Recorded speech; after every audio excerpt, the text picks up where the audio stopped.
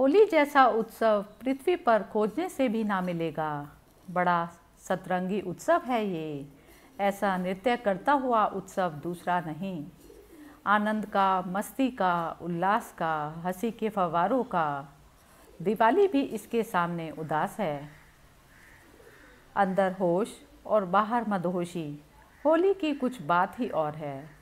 नास्तिकता पर आस्तिकता की विजय का उत्सव है ये। होली के उत्सव के बारे में इतिहास, पुराण व साहित्य में अनेक कथाएं मिलती हैं।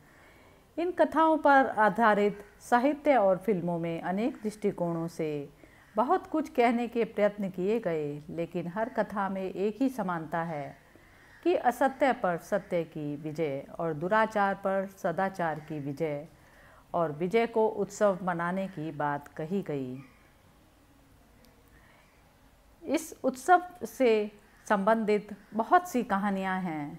राधा और कृष्ण की कथा आइए सुनते हैं। होली का त्यौहार राधा और कृष्ण की पावन प्रेम कहानी से भी जुड़ा है।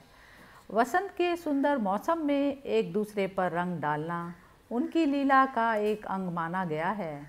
मथुरा और वृंदावन की होली राधा और कृष्ण की इसी रंग में डूबी हुई होती है। बरसाने और नंदगांव की लठमार होली तो बहुत ही प्रसिद्ध है। देश विदेश में श्री कृष्ण के अन्य स्थलों पर भी होली की परंपरा है। यह भी माना गया कि भक्ति में डूबे जिज्ञासुओं का रंग बाह्य रंगों से नहीं खेला जाता। रंग खेला जाता है भगवान नाम का। रंग खेला जाता है सद्भावना बढ़ाने के लिए। रंग होता है प्रेम का, रंग होता है भाव का, भक्ति का, विश्वास का। होली उत्सव पर होली जलाई जाती है अहंकार की, अहम की, बैर द्वेष की, ईर्ष्या मत्सर की, संशय की, और पाया जाता है विशुद्ध प्रेम अपने आराध्य का। पाई जाती है कृपा अपने ठाकुर की। होली के त्यौहार में काले, गोरे, पीले, नीले, हरे सभी कलर के मनों का स्वागत है। इसमें एक दूसरे को सब कुछ भुलाकर गले से लगाया जाता है। इसमें पूरी तरह स्वीकार और समर्पण भाव है। होली का त्यौहार जैसा दूसरा कोई त्यौहार नहीं। होली के त्यौहार पर दूसरी कथा शिव और पार्वती और कामदेव की कथा है। शिव और पार्वती से संबंधित एक कथा के अनुसार हिमालय पुत्री पार्वती चाहती थी कि उनका विवाह शिव से हो जाए, पर शिवजी जी अपनी तपस्या में लीन थे। कामदेव पार्वती की सहायता को आए। उन्होंने पुष्प बाण चलाया और भगवान शिव की तपस्या भंग हो गई। शिवजी जी को बड़ा क्रोध आया और उन्होंने अपनी तीसरी आँख खोल दी। उनके क्रोध की ज्वाला में कामदेव का शरीर भस्म हो गया। फिर शिवजी ने पार्वती जी को देखा। पार्वती जी की आराधना सफल हुई और उन्हें शिव ने अपनी पत्नी के रूप में स्वीकार कर लिया। इस कथा के आधार पर होली की आग में वासनात्मक आकर्षण को प्रतीकात्मक रूप से जलाकर सच्चे प्रेम की विजय का उत्सव माना जाता है। एक अन्य कथा के अनुसार कामदेव के भस्म हो जाने पर उनकी पत्नी रति ने विलाप किया और भगवान शंकर से कामदेव को जीवित करने की गुहार की। ईश्वर प्रसन्न हुए और उन्होंने कामदेव को पुनर्जीवित कर दिया। यह दिन होली का दिन होता है। आज भी रति के विलाप को लोक संगीत के रूप में गाया जाता है। चंदन की लकड़ी को अग्निदान किया जाता है ताकि कामदेव को भस्म होने में पीड़ा ना हो। साथ ही बाद में कामदेव के जीवित होने की खुशी में रंगों का त्यौहार मनाया जाता है। होली का त्यौहार प्रहलाद और होलिका की कथा से भी जुड़ा है। होली का त्यौहार प्रहलाद और होलिका की कथा इस प्रकार से है कि एक प्रहलाद के पिता असुरराज हिरण्यकश्यप ने तपस्या कर देवताओं से यह वरदान प्राप्त कर लिया कि वह ना तो पृथ्वी पर भी मरेगा, ना आकाश में, ना दिन में मरेगा, ना रात में, ना घर में मरेगा, ना बाहर, ना अस्त्र से मरेगा, ना शस्त्र से, ना मानव से मारे जाएगा, ना पशु से। इस वरदान को प्राप्त करने के बाद वह स्वयं को अमर समझकर नास्तिक और निरंकुश हो गया।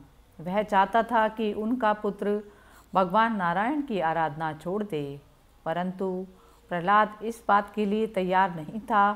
हिरण्यकश्यपु ने उसे बहुत सी प्राणात्मक यातनाएं दी, लेकिन वह हर बार बच निकला। हिरण्यकश्यप की बहन होलिका को यह वरदान प्राप्त था कि वह आग में नहीं जलेगी। अतः उसने होलिका को आदेश किया कि वह प्रहलाद को लेकर आग में प्रवेश कर जाए, जिससे प्रहलाद जलकर मर जाए। परंतु होलिका का यह वरदान उस समय समाप्त हो गया जब उसने भगवान भक्त प्रहलाद का वध करने का प्रयत्न किया। होलिका अग्नि में जलकर भस्म हो गई, परंतु नारायण की कृपा से प्रहलाद का बाल भी बांका नहीं हुआ। इस घटना की याद में लोग होलिका जलाते हैं और उसके अंत की खुशी में होली का पर्व मनाया जाता है। होली के इस त्योहार पर कंस और पूतना की कथा भी प्रचलित है। कंस ने मथुरा के राजा वसुदेव से उनका राज्य छीनकर अपने अधीन कर लिया। स्वयं शासक बनकर अत्याचार करने लगा। एक भविष्यवाणी द्वारा उसे पता चला कि वसुदेव और देवकी का 8वां पुत्र उसके विनाश का कारण होगा। यह जानकर कंस व्याकुल हो उठा और उसने वसुदेव तथा देवकी को कारागार में डाल दिया। कारागार में जन्म लेने वाले देवकी के 7 पुत्रों को कंस ने मौत के घाट उतार दिया। 8वें पुत्र के रूप में श्री कृष्ण का जन्म हुआ और उनके प्रताप से कारागृह के द्वार खुल गए। वसुदेव रातों रात श्री कृष्ण को गोकुल में नंद और यशोदा के घर पर रखकर उनकी नवजात कन्या को अपने साथ लेते आए। कंस ने जब इस कन्या को मारना चाहा तो वह अदृश्य हो गई और आकाशवाणी हुई कि कंस को मारने वाले तो गोकुल में जन्म ले चुका है। कंस यह सुनकर डर गया और उसने उस दिन गोकुल में जन्म लेने वाले हर शिशु की हत्या कर देने की योजना बनाई। इसके लिए उसने अपने अधीन काम करने वाली पूतना नामक राक्षसी का सहारा लिया। वह सुंदर रूप बना सकती थी और महिलाओं में आसानी से घुल मिल जाती थी। उसका कार्य स्तनपान के बहाने शिशुओं को विषपान कराना था। अनेक शिशु उसका शिकार हुए, लेकिन श्री कृष्ण उसकी सच्चाई को समझ गए और उन्होंने पूतना का वध कर दिया। यह फागुन पूर्णिमा का दिन था, अतः पूतना वध की खुशी में भी होली मनाई जाती है। होली के इस पर्व पर राक्षसी ढूंढी की कथा भी प्रचलित है। राजा पृथु के समय में ढूंढी नामक एक कुटिल राक्षसी थी। वह अबोध बालकों को खा जाती थी।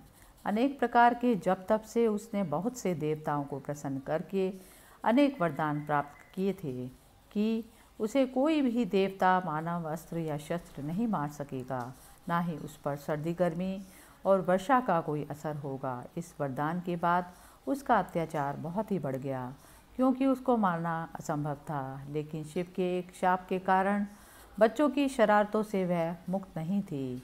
राजा पृथु ने ढूंढी के अत्याचारों से तंग आकर राजपुरोहित से उसके छुटकारा पाने का उपाय पूछा।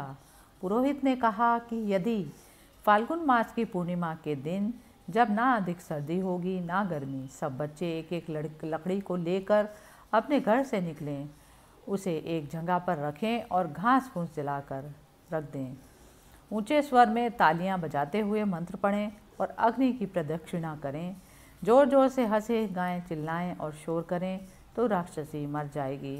पुरोहित की सलाह का पालन किया गया और जब ढूंढी इतने सारे बच्चों को देखकर अग्नि के समीप आई तो बच्चों ने एक समूह बनाकर नगाड़े बजाते हुए ढूंढी को घेरा। धूल और कीचड़ फेंकते हुए उसको शोरगुल करते हुए नगर के बाहर खदेड़ दिया। कहते हैं कि इसी परंपरा का पालन करते हुए आज भी होली पर बच्चे शोरगुल और गाना बजाना करते हैं। आइए हम इस त्यौहार को हर अपने मन के सारे मैल को धोकर सबको एक दूसरे को गले लगाएं और होली का त्यौहार उत्साह से मनाएं। हरि ओम तत्सत।